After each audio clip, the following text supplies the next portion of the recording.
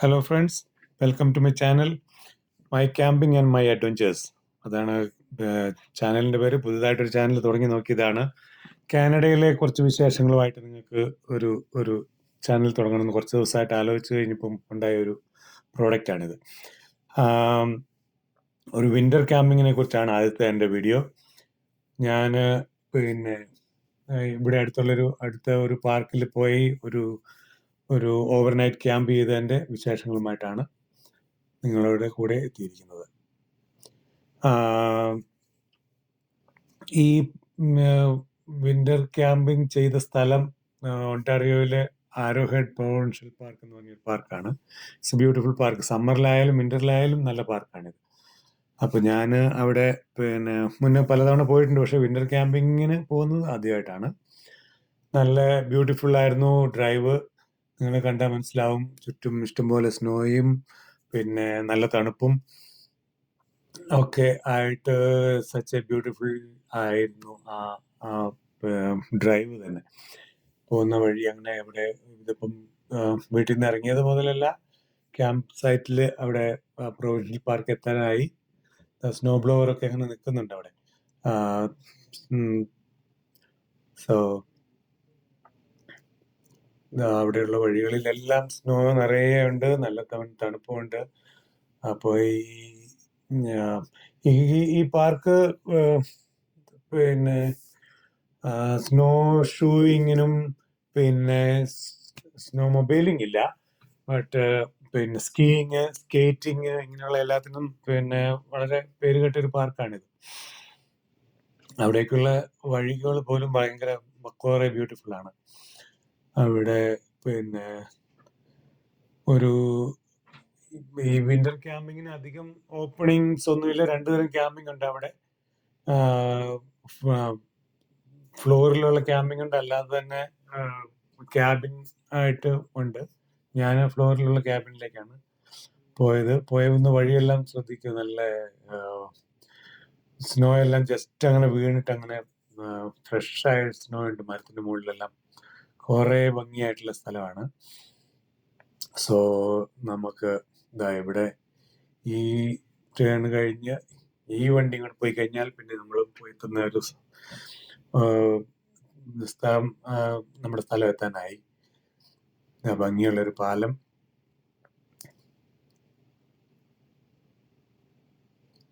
സ്കീയിങ്ങിനുള്ള ആൾക്കാരെല്ലാം അവിടെ നിൽക്കുന്നുണ്ട്. ആ കുട്ടികളെല്ലാം പോകുന്നു. അപ്പോൾ ഇനി ഇവരിവിടെ ക്രോസ് ചെയ്ത് കഴിഞ്ഞാൽ എൻ്റെ ക്യാമ്പിംഗ് സ്പോട്ട് ആയി. ഇനിയിപ്പോൾ ക്യാമ്പ് സൈറ്റിൽ എത്തി ടെന്റ് സെറ്റപ്പ് ചെയ്യുന്ന ഭാഗമാണ് കാണുന്നത്. ടെന്റ് ഇനിയിപ്പം കുറച്ച് വലിയ ടെന്റാണ്, 4 സീസൺ ടെന്റാണ്. എന്ന് പറഞ്ഞാൽ എല്ലാ സീസണിലും ഉപയോഗിക്കാവുന്ന ഒരു ടെന്റാണ് ഞാൻ വാങ്ങിയത്. അതിൽ ഉള്ളിൽ സ്റ്റൗ എല്ലാം കത്തിച്ച് വെച്ച് നമുക്ക് ചൂടാക്കാവുന്ന രീതിയിലുള്ള അത്രയും ഫെസിലിറ്റി ഉള്ള ടെന്റാണ്. കബേലാസിന്റെ ഒരു ബിഗ് ഹോൺ 3 എന്ന് പറഞ്ഞിട്ട് കുറച്ച് വലിയൊരു ടെന്റാണ്. ഒരു 4-6 പേർക്ക് വരെ താമസിക്കാവുന്ന ഒരു ടെന്റാണ്. അപ്പോൾ അതിന്റെ സെറ്റപ്പാണ് ഇത്. കുറച്ച് കഷ്ടപ്പാടുള്ള ഒരു സെറ്റപ്പാണ്. ഞാൻ ഒറ്റയ്ക്കായതുകൊണ്ടുള്ള ഒരു പ്രോബ്ലം ഉണ്ട്. ഹെവി ടെന്റുമാണ്. അപ്പോൾ അത് രണ്ടും ഇങ്ങനെ സൈഡിലെല്ലാം വലിച്ചു കെട്ടണം. പിന്നെ അതിന് നടുക്കുള്ളൊരു ഫ്രെയിം ഉണ്ട്. ആ ഫ്രെയിം ഒന്ന് സ്ട്രെയിറ്റ് ചെയ്തൊക്കെ വയ്ക്കാൻ ഒരാളൂടെ ഉണ്ട് എന്ന് ആഗ്രഹിച്ചു പോകുന്ന ഒരു സമയമാണിത്. But okay, I like solo camping. Solo പോകുന്നത് ഈ ഒരു ഹെൽപ്പിന് വേണ്ടിയിട്ട് വേറെ ആളെ വിളിക്കേണ്ട ആവശ്യമില്ല. Solo is better. ഇതിന് ഫ്രെയിം എല്ലാം വെച്ച് ഇനിയിപ്പം അതെല്ലാം വെച്ച് ഇനി ക്യാമ്പ് ടെന്റ് ഓൾമോസ്റ്റ് റെഡിയായി. ഇനി അധികം താമസിയാതെ ഉള്ളിൽ പോയി ബാക്കി കാര്യങ്ങൾ ചെയ്യാം. അപ്പോൾ ഇവിടെ അതും കൂടെ വലിച്ചു കെട്ടി കഴിഞ്ഞാൽ ഇറ്റ് ഈസ് സെറ്റ്. ഓൾമോസ്റ്റ് ഒരു 1 hour എടുത്ത് കാണും ഞാനെല്ലാം ചെയ്യാൻ വേണ്ടിയിട്ട്. തണുപ്പിന്റെ ഒരു ബുദ്ധി ഒഴിച്ചാൽ ബാക്കിയെല്ലാം ഓക്കെ.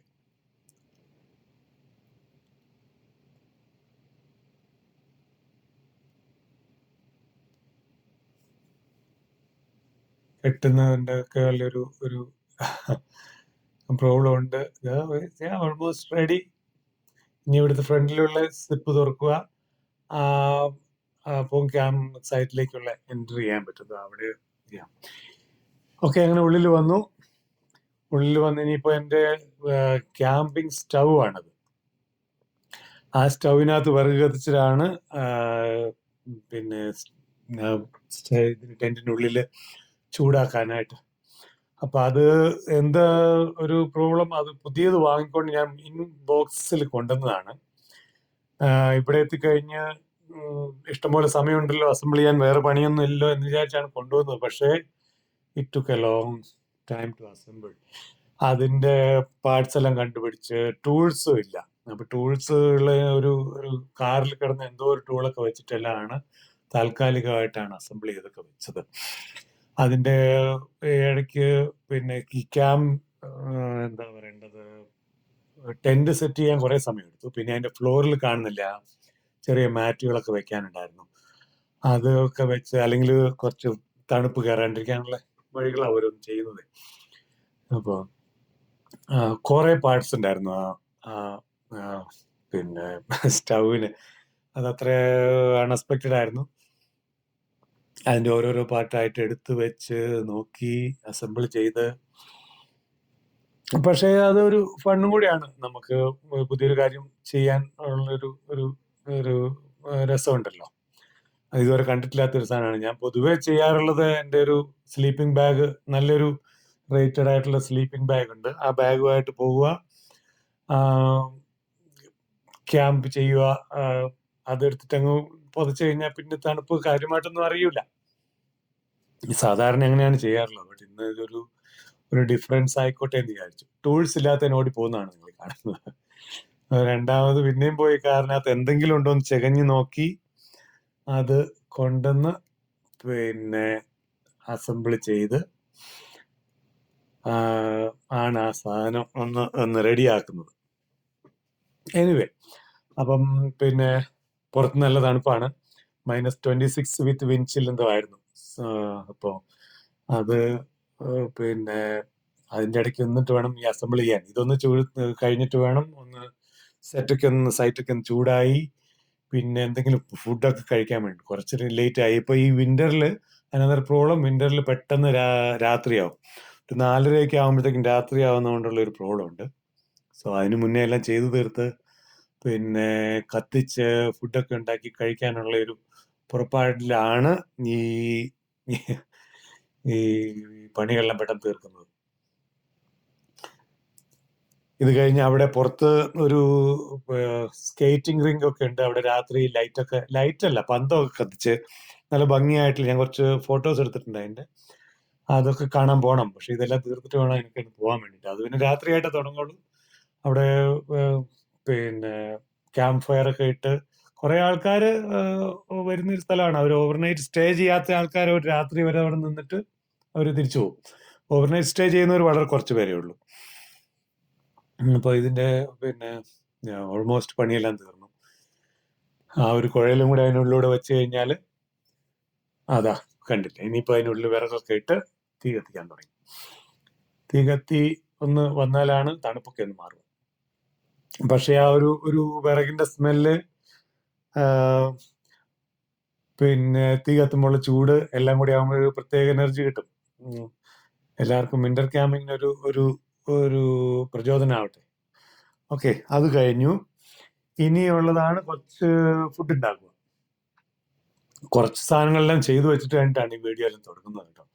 അതുകൊണ്ട് ഒരു പിന്നെ അവിടെ ഒരു സ്റ്റേക്ക് ഒക്കെ ഉണ്ടാക്കുന്നുണ്ട്. അതിന്റെ പുകയാണ് വരുന്നത്. സോ നല്ല തണുപ്പിന് ഒരു ചായയും ഒരു സ്റ്റേക്കും പിന്നെ ഒരു ബിയറും ഒക്കെ ആണെങ്കിൽ ഫണ്ണാണ് കാര്യങ്ങളെല്ലാം. ഒറ്റയ്ക്ക് എങ്ങനെ ഇതൊക്കെ നടക്കും എന്ന് വിചാരിക്കുന്നുണ്ടാവും. But it's nothing. അതാണ് റിയലി എൻജോയബിൾ ആണ്.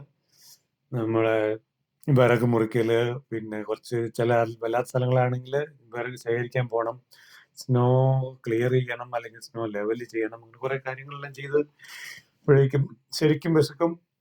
റിയലി ഹംഗ്രി ആവും. അപ്പൊ ഇതുപോലെ ഓരോന്ന് ഇങ്ങനെ മുറിച്ചിട്ട് അങ്ങനെ കഴിക്കാൻ ഒരു പ്രത്യേക ടേസ്റ്റാണ്. അപ്പൊ അതെല്ലാം ചെയ്ത് കുറച്ച് വിശപ്പ് മാറിയ പോലെ ആയിക്കഴിഞ്ഞാൽ വേണം ഇനി ബാക്കിയുള്ള കാര്യങ്ങളൊക്കെ എന്നിട്ട് പിന്നെ അതിന് ചെയ്യാൻ വേണ്ടിയിട്ട്.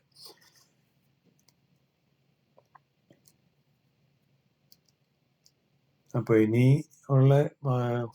ഇനിയിപ്പോൾ ഇത് കഴിഞ്ഞാൽ പിന്നെ രാത്രി ആയി കിടന്നുറങ്ങാനുള്ള പരിപാടികളൊക്കെയാണ് നോക്കേണ്ടത്.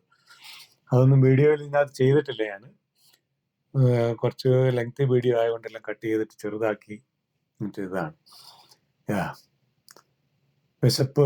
ശരിക്കും വിശപ്പ് മാറിയെന്ന് ഉറപ്പ് വരുന്നു. ഉള്ളില് നല്ല ചൂടായി ഇപ്പം ടെന്റിന്റെ ഉള്ളില്. പിന്നെ പുറത്ത് ഭക്ഷണവും കഴിഞ്ഞു. ഇനി ഇത് കഴിഞ്ഞാൽ വളരെ ഹാപ്പി ആയിട്ട് കിടന്നുറങ്ങാൻ പറ്റും. ഓൾമോസ്റ്റ് ടൈം ടു സ്ലീപ്പ് ആണ്. ഈ സ്ലീപ്പിംഗ് ടൈമാണ്. പുറത്തുനിന്നൊരു വീഡിയോ എടുത്ത ഒരു ഫോട്ടോ, നല്ല ബ്യൂട്ടിഫുൾ വിന്റർ നൈറ്റ് ആണ്. ഇവിടെയാണ് സ്കേറ്റിംഗ് റിങ്ക്. ഇവിടെ പോയി എല്ലാം കഴിഞ്ഞിട്ട് രാവിലെ ഇനി പാക്ക് ചെയ്ത് തിരിച്ചു പോകാനാണ് ഈ പരിപാടികൾ. It was such a nice camping. Thanks for watching. This is the final picture. Okay, bye guys. See you next time with another video. Thank you.